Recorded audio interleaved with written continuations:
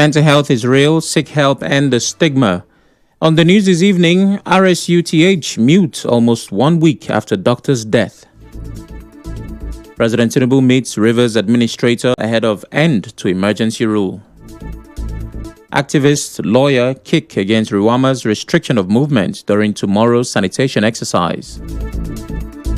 Imam preaches unity reflection as Muslims mark Eid al-Maulud. On the foreign scene, UK Prime Minister reshuffles cabinet. I'm Sam Chinedu, and the news continues after the break.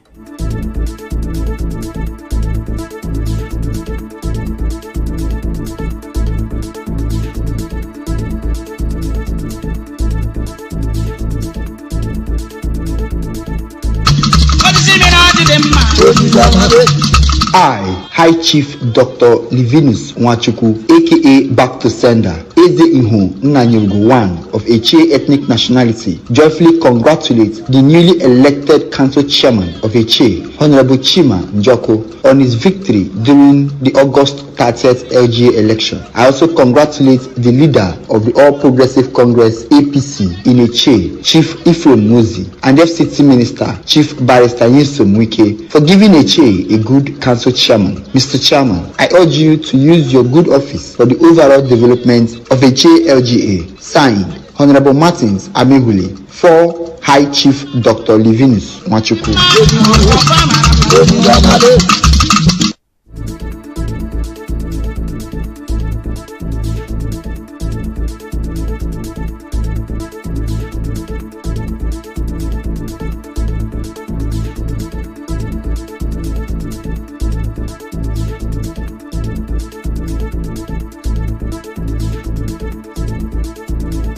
Welcome back.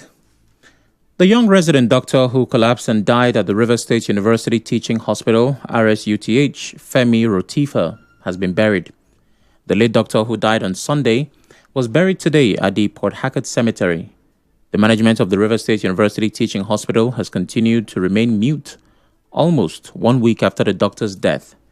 Yesterday, the National Association of Resident Doctors, NARD, said early findings show that Dr. Femi Rotifa, the doctor who died at the Rivers State University Teaching Hospital, was not on duty when the incident happened. NARD President Dr. Tokwe Osundara told our correspondent Martha Okere that the late doctor had been treating himself for malaria before his death. He explained that the hospital had already exempted him from work because of his health. Dr. Osundara added that the hospital even gave him a pass to move around during last Saturday's local government elections, when movement was restricted. But Dr. Femi still did not go home and stayed back at the hospital. Now to tomorrow's monthly sanitation exercise, a rights activist, Charles Jaja, is calling on security agencies, especially the police, not to enforce the restriction of movement during tomorrow's sanitation exercise. In August, Ruwama announced the return of the monthly sanitation exercise and said there would be restrictions on movement during the exercise, which is scheduled to be held tomorrow. Jaja, in an interview with our correspondent, warned that any action by security operatives would amount to contempt of court. He also reminded the River State Waste Management Agency, Ruwama, that a court judgment had declared such restrictions illegal and urged the board to comply with the ruling. I want to appeal to the police and its sister agencies not to enforce this order from him, because doing so amounts to court contempt. The court had made itself clear on this matter. Case that was instituted before it by Barrister Prince Ulazibike versus the Attorney General of Rivers State, Ruwama, and Commissioner of Police, where the court has held that restriction of movement the last Saturday of the month under the guise of environmental sanitation exercise is illegal and unconstitutional. And I think any attempt to restrict people's movement is an open disobedience to the court's ruling and rule of law in the land. A civil society group is also speaking out. The PILEX Center for Civic Education Initiative says the chairman of the River State Waste Management Agency Board, Samuel Wanosike, has no power to issue executive orders or restrict the freedom of movement of Rivers people.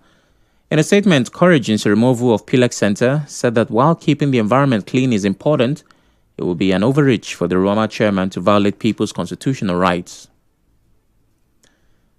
Still, despite the legal concerns, some local government leaders are insisting residents must comply. The chairman of the Query local government, Charles Wobodo, has announced that the monthly sanitation exercise will be held this Saturday from 7 a.m. to 10 a.m. across communities in the area. In a statement, Nwobodo urged residents and business owners to comply with the restriction of human and vehicular movement as directed by Ruwama and to use the period to clean their surroundings. He said community leaders and stakeholders are mandated to take the lead in their respective communities and ensure full participation. The chairman also appealed to security agencies, especially the police, to enforce compliance, warning that defaulters will be prosecuted according to the law. Now to politics. Ahead of the end of the 6-month emergency rule in Rivers State, President Bola Tinubu met with the state administrator, retired Vice Admiral Ibokete Ibas, at the State House in Abuja on Wednesday. The emergency rule ends on September 18. When it ends, suspended Governor Siminalayi Fubara is expected to return to office. The presidency did not release details of the meeting, but sources said it was part of talks on the next steps for the state. President Tinubu is currently on vacation. He may not return to the country before the emergency rule ends. In a nationwide broadcast on March 18, President Tinubu suspended Governor Fubara, his deputy Ngozi Odu, and all members of the House of Assembly for 6 months. He used Section 305 of the 1999 Constitution to justify the action. He said it was needed to protect peace and prevent the collapse of governance in the state. After that proclamation, Vice Admiral Ibas, a former Chief of Naval Staff, was named as administrator. His duty was to restore order, stabilize governance, and ensure public administration continued during the emergency period. Away from Rivers politics, we move to Lagos, where a political drama is unfolding. The Labour Party's 2023 Lagos governorship candidate, Gbadebo Rhodes Vivo, accuses police of blocking his venue for an official declaration to ADC. He planned to join the African Democratic Congress at a field in Alimosho. Rhodes Vivo says he notified police but found the location barricaded by heavy police presence. He went on to state that effort to hold a meeting with the State Commissioner of Police over the development failed. Because what you will now find is that you have a one-party state where the CP determines who or what can gather. Meanwhile, the APC can gather at any point in time. You never see any police, you never see them being interrupted by the police in any way, shape, or form. Of using law enforcement to intimidate opposition leaders instead of addressing insecurity. The party condemned the summons issued to former Kaduna State Governor Nasir El-Rufai and the attack on the convoy of former Attorney General of the Federation, Abubakar Malami. In a statement today, ADC National Publicity Secretary Bolaji Abdullahi described the development as an assault not just on individual politicians, but on Nigeria's democracy.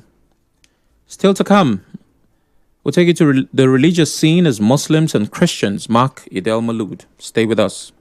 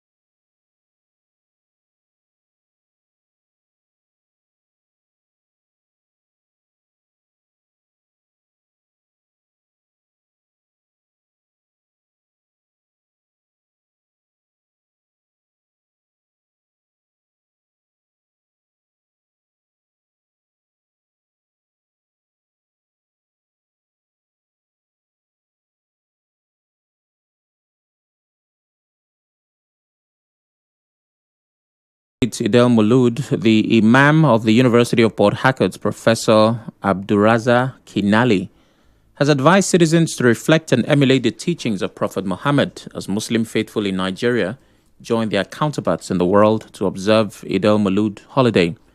Professor Kinali said the significance of the birthday is for the government at all levels, including citizens, to ensure that what the Prophet stood for while on earth is not compromised. Muslims are supposed to look into this lesson and use them in our day-to-day activity. Nigeria is a plural society where we have Christian, Muslim, and other religion. We are supposed to take advantage of that justice, which is central to the teachings of Muhammad, to establish justice among ourselves, in our neighborhood, in our society, in our state, in our governance, in our economic pursuit too, to ensure that we do not oppress anyone, we do not cheat anyone. Nobody should be discriminated against on the basis of gender or his or her creed. These are some of the teachings of the Prophet. The Muslim cleric explained how the Prophet's birthday celebrations began in an interview with correspondent Soibi Oruwari. It became a celebration after so many years in the history of Islam. Originally, it was not a celebration, it was not a festival. But over time, because of his position and the love the Muslims have for him, it has become a celebration, most especially in Africa and in Asia. But theologically, it has no spiritual foundation as far as Islam is concerned. But in terms of the socio-cultural development, it's a day to reflect on the lessons of the life of the Prophet himself. On their part, the Christian Association of Nigeria, CAN, has urged political leaders in the country to focus more on the people. In a statement today, CAN's president, Archbishop Daniel Oko, rejoiced with Nigerians and the Muslim faithful. He said the Eid al-Mulud offers all Nigerians a moment of reflection on the values of humility, compassion, justice, and devotion to God, which the Prophet exemplified. Meanwhile, away from religious celebrations, the chief executive officer of Sujimoto, CG Bomi Ogundele, has explained what transpired that led to him being declared wanted by the Economic and Financial Crimes Commission, EFCC. In a video shared online, Ogundele said it was a case of a deal gone bad. He promised to visit the anti-graft agency to clear his name. He said it was a contract between his company and the Enugu state government, which asked him to help build a couple of things. He said in the middle of the project, the governor said he wanted to build a city and he wanted to build the tallest building in Nigeria. He also said he was in agreement with the government after they took his company to court. Back home in Rivers, the Umuoke community in Ichiluku government area has urged the public to disregard the purported coronation invitation of one only Justice Onyemazua and his wife Ogbeti Blessing Justice Onyemazua as the Ngbaragida Ogbeti of Ohanta village in Umuoke, Ikwerengwo community, Igboeche. This was made known in a statement signed by Elder Nwosu Mark, Elder John Olu, Elder Godwin Onyeche, Dr. Maxwell Onyeche, Eze Innocent Agbam, and the youth chairman, Thangod Onyeche. The statement said the coronation invite is unrealistic and unacceptable by the chiefs, elders, and youths of Umuoke Ohanta community. It said the purported coronation contravenes the constitution of Umuoke community and that of Igbo Agurasa Council of Chiefs. It said the constitution states that before anyone can become a chief in the community, the person shall be presented by the chiefs and it must be a unanimous agreement of the community. It said the community has presented Maxwell Olu to be the chief of Ohanta. It further said the community has in writing informed King Samuel Amechi. It also said Justice Onwuli Onyemazua cannot be coronated following certain allegations. When contacted, Justice Onwuli Onyemazua said he has passed through all the processes required to be coronated and that King Samuel Amechi will be the one to coronate him.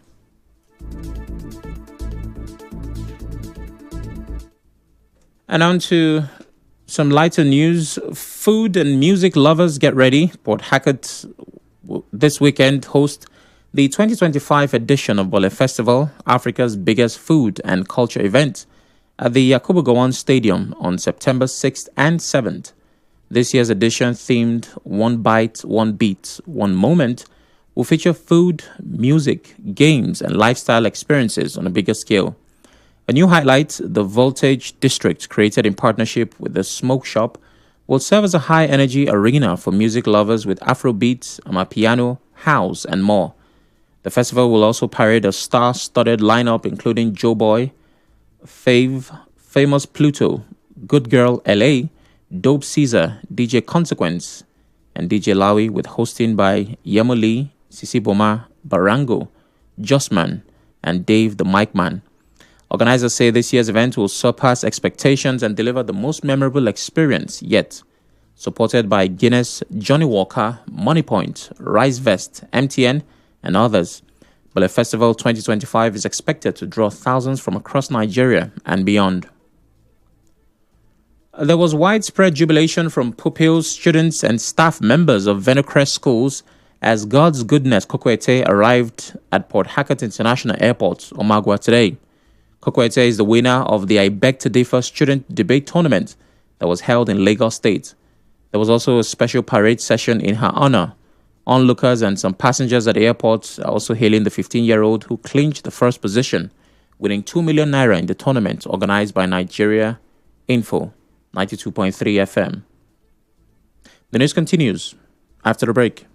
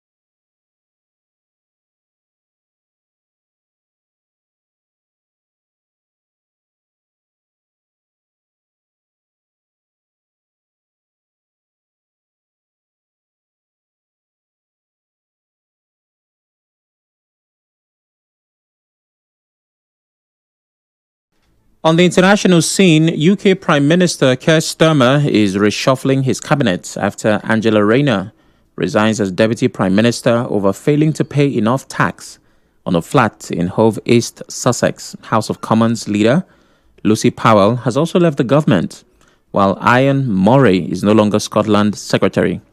It comes hours after Rayner also resigned as Housing Secretary and Deputy Leader of the Labour Party.